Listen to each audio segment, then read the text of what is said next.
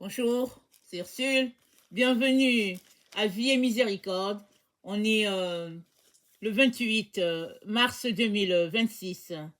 Alors, je viens parler d'élever sa volonté au-dessus de celle de Dieu. Alors, je ne sais pas si cela vous est déjà arrivé. Moi, ça m'est arrivé plusieurs fois. Alors, on veut quelque chose et puis on forge notre chemin là-dedans, alors que c'est pas la volonté de Dieu. Et souvent, il peut venir placer une barrière juste à ce moment-là. Et puis, on peut être frustré, mais Dieu nous aime tellement que souvent, il intervient d'une façon drastique pour que on puisse pas tout voler en éclats, laisser voler en éclats. Et parfois aussi, il te laisse foncer dans le mur. Et souvent, on se casse le nez et après, on se dit, oh, je n'aurais pas dû. Alors, Dieu est un père pour chacun d'entre nous et il sait souvent quelle est la correction qu'il faudrait appliquer à telle situation ou telle autre. Mais toujours est-il que la volonté de Dieu ne peut pas être mise secondaire. Parce que quand Dieu a établi les cieux et la terre, il les a établis selon son plan parfait et il s'attend à ce que ses enfants puissent participer avec lui à son œuvre. Surtout que il a fait de nous, n'est-ce pas, participants de l'œuvre divine. Ça, c'est dans 2 Pierre 1, le verset 4. Il nous a associés à son œuvre. Et si tu es associé à l'œuvre avec le Père, on comprend que il est important que tu puisses communiquer souvent avec ton Père pour savoir ce qu'il y a lieu de faire. Alors, on vit dans un temps où chacun décide ce qu'il veut, fait comme il l'entend, mais au fait, les résultats ne sont pas toujours agréables. La Bible nous dit que au temps des juges, alors Israël faisait ce qu'il voulait. Et nous connaissons l'histoire des juges. Il suffit d'ouvrir le livre des juges et de voir comment Dieu a intervenu plusieurs fois pour sauver Israël, mais comment plusieurs fois Israël est tombé dans le piège, n'est-ce pas, et puis étant prisonnier des nations. Tout cela parce que Israël ne voulait pas céder sa volonté à celle de Dieu. Israël ne voulait pas laisser Dieu régner sur elle. Et pourtant, c'était par amour que Dieu a mis la main sur Israël afin de la protéger. Mais Israël ne l'a pas vu de cet œil, si bien que elle s'est retrouvée à faire sa volonté, et plus d'une fois, elle a été noyée. Alors, l'État d'Israël, c'est un peu le reflet de ce qu'est l'Église. Il est donc important qu'on puisse s'arrêter là où nous sommes et se poser la question si Dieu est le maître de notre vie ou bien si nous essayons les choses à l'aveuglette et après quand ça marche on se dit tiens Dieu était là et puis quand ça ne marche pas on se dit ok bon dommage, mais au fait c'est pas ça que Dieu a pour nous.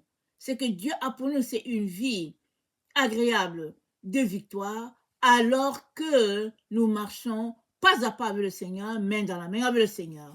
Amen.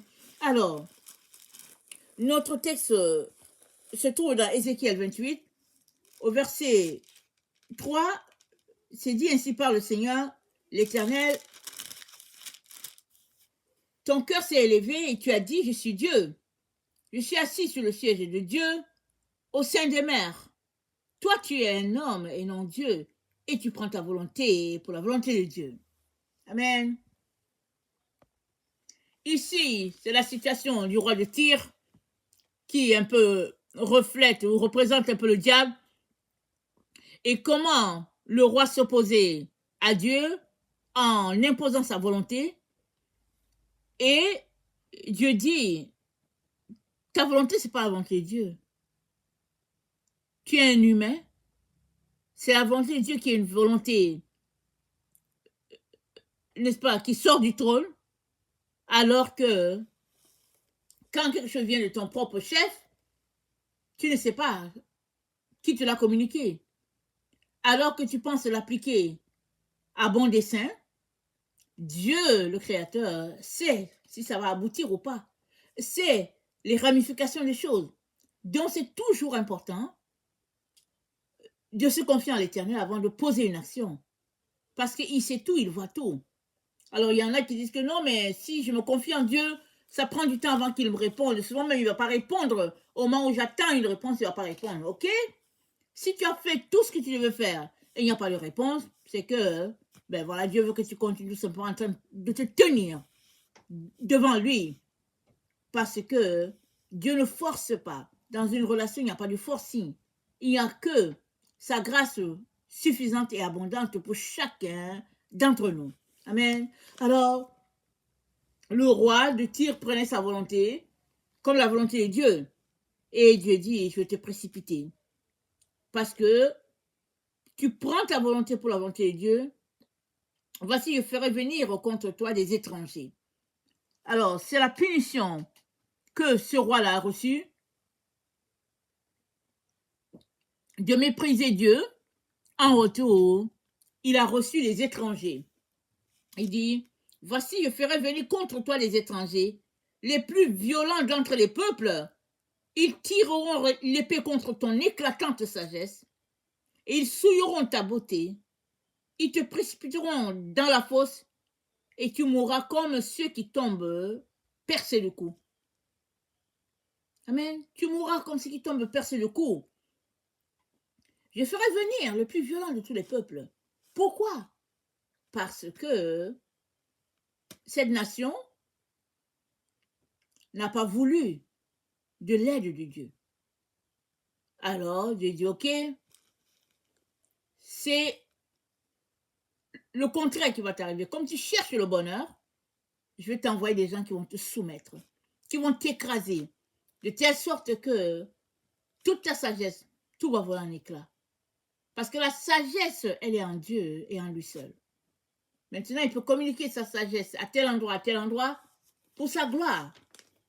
Toutefois, ne marchons pas en l'irritant, en disant, ok, moi je fais ce que je veux.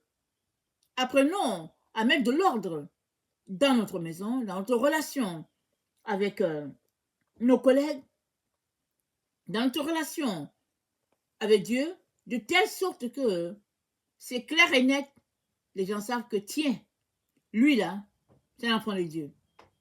Voilà comment il fait passer la volonté de Dieu avant. C'est Dieu avant. Il faudrait que les gens te connaissent dans ta nature et qu'ils puissent témoigner que c'est comme ça qu'il est, c'est comme ça qu'elle est. Parce que pour que notre monde puisse fonctionner comme Dieu l'a pensé, il faudrait qu'on sorte d'exercer notre volonté comme si c'était la volonté de Dieu, mais qu'on laisse Dieu être maître partout où il aimerait étendre sa main, que nul ne vienne l'empêcher, ou bien tisser des intrigues afin d'empêcher sa volonté de se former.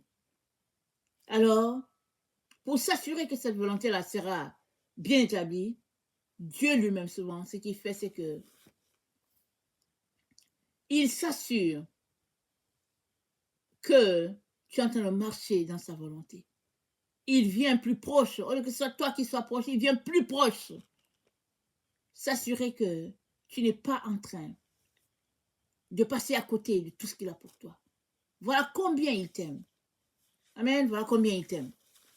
Je viens donc t'encourager, si tu n'as pas encore donné ta vie à Jésus, de la donner afin de recevoir de lui protection. Et dans Romains 4, le verset 18,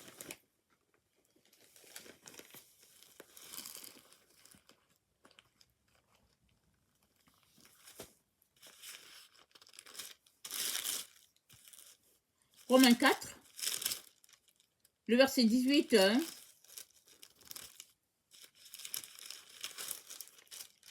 c'est dit, la crainte de Dieu n'est pas devant leurs yeux. Or, nous savons que tout ce que dit la loi, elle le dit à ceux qui sont sous la loi, afin que toute bouche soit fermée et que tout le monde soit reconnu coupable devant Dieu. Car nul ne sera justifié devant lui par les œuvres de la loi, puisque c'est par la loi que vient la connaissance du péché. Ils ne connaissent pas le chemin de la paix. Amen. Romains 3, ils ne connaissent pas le chemin de la paix. Pourquoi? Parce que le chemin de la paix, on le connaît, on vit dans la paix quand on marche dans la volonté de Dieu. Mais si on refuse et qu'on oppose Dieu, c'est plutôt contre nous-mêmes qu'on est en train de combattre. Amen. Et Romains 4, verset 18, ça dit, espérant contre toute espérance, il a cru en sorte qu'il est devenu père d'un grand nombre de nations. Alors ici, ça parle d'Abraham, qui a choisi de faire la volonté de Dieu, malgré que il ne savait pas où Dieu l'indiquait, il est parti, et même quand il est parti, il ne savait à quoi s'attendre que d'être juste dépendant de Dieu. Il a vécu beaucoup de situations indésirables, mais à la fin, ce que Dieu a dit, c'est accompli. Dieu a promis à Abraham un fils, Sarah était stérile, à la fin, le fils de la promesse est né. Et alors qu'Abraham continue de chercher la patrie, le Seigneur lui a révélé que la patrie, c'était la patrie céleste. Alors on pourrait s'arrêter pour dire que oui, Abraham n'a pas reçu ce qu'il attendait. Mais ce qu'il attendait, il a reçu bien au-delà. Amen. Parce que les choses temporelles sont pour la terre, mais les choses invisibles sont pour tous ceux qui ont de leur vie. À Dieu, à travers notre Seigneur Jésus. Alors, marcher avec Dieu, c'est laisser sa propre volonté pour que la volonté de Dieu soit dominante. Il ne sert à rien d'élever ta voix au-dessus de celle de Dieu, de te penser intelligent par rapport à lui. Il ne sert à rien.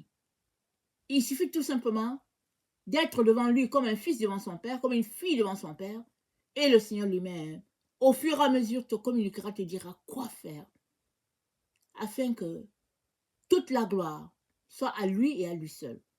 Amen. Et dans une marche avec Dieu, on laisse de côté notre propre volonté. On la laisse de côté. Alors, certains seront traités de poltrons et puis de personnes au fait qu'ils ne savent pas ce qu'ils font, ce qu'ils veulent. Mais quand Dieu te parle, n'hésite pas. Amen, n'hésite pas. Laisse-le être au centre de ta vie quand Dieu te parle. N'hésite pas. Ne lui bloque pas le chemin. Ne fais pas comme si tu n'as pas entendu. Laisse Dieu. Fais un pas de foi et laisse Dieu être pleinement Dieu dans ta vie et laisse-toi laisse-toi te visiter, voilà. Laisse-toi te visiter par Dieu et laisse-toi faire tomber toute ta conception que tu as pour une nouvelle conception de la vie teintée d'avec l'image de notre Dieu. Amen. Que le Seigneur bénisse sa parole. Amen. Alléluia.